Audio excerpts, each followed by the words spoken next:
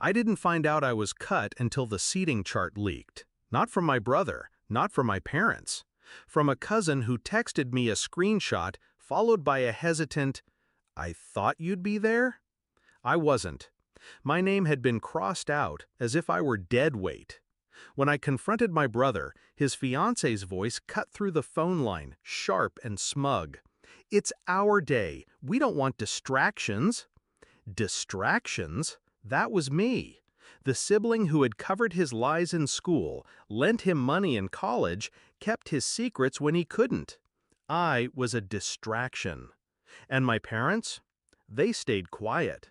Silence can be louder than any betrayal.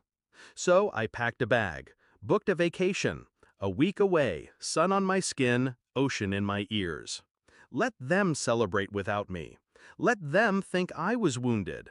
But I wasn't just gone, I was watching. My brother had always been the golden child, charming, reckless, forever shielded. When we were younger, he'd crash cars, break rules, leave trails of chaos. I was the one sweeping behind, the shadow that kept his halo clean. I thought that loyalty meant something. But loyalty is a leash until you cut it. So when they erased me from his wedding, I didn't cry, I didn't beg. I started pulling at the threads he thought no one could see. The bride thought she was marrying stability, security. My brother in a tailored suit, smiling for the cameras, playing the part of a man she could trust. But I knew better. I had the receipts. Late-night transfers to gambling apps, quiet hotel bookings under his alias, messages he forgot to delete. I could have told her months before. I didn't, because revenge tastes sweeter served at the exact wrong time. So while they toasted champagne, I sat poolside with a drink, phone in hand, watching my plan unfold. At midnight the night before the wedding, I scheduled the drop. A neat little folder of truth sent to her email, her maid of honor, her parents. Screenshots, bank statements, photographs he thought no one saw. I didn't need to add commentary. Facts scream louder than words. By dawn, my phone was vibrating nonstop. By noon, the ceremony was in ruins. The bride's family pulled funding. The guests whispered. The bride herself? She walked out in her dress, veil torn, leaving my brother at the altar with cameras rolling and his sins printed across glowing screens. Meanwhile, I was unreachable.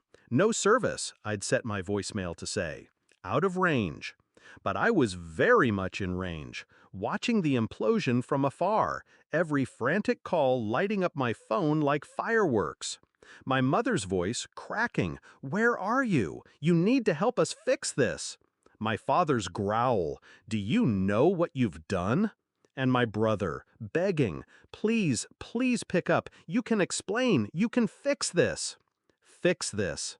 That's all I'd ever been good for. Their fixer, their shield, their scapegoat. Not anymore. When I landed back home 3 days later, I didn't go to their house. I went to mine. Silence is its own confrontation. It wasn't until the fourth day that they came to me. My brother on the porch, suit wrinkled, eyes hollow. My parents behind him, their faces lined with panic.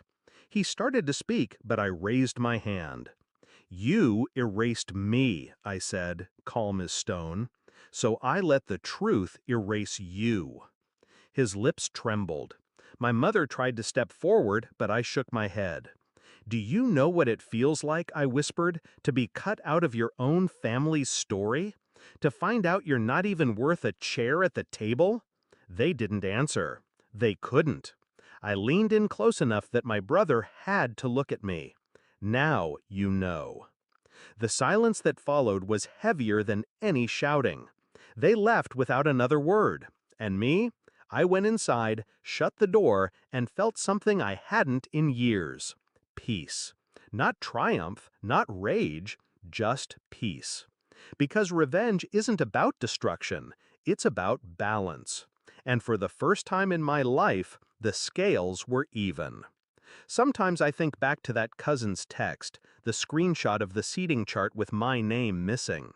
That little cross out was their message to me, you don't matter. Funny thing is, that cross out gave me freedom. And when the wedding collapsed under the weight of truth, when their voices cracked with panic on the other end of the line, I realized something.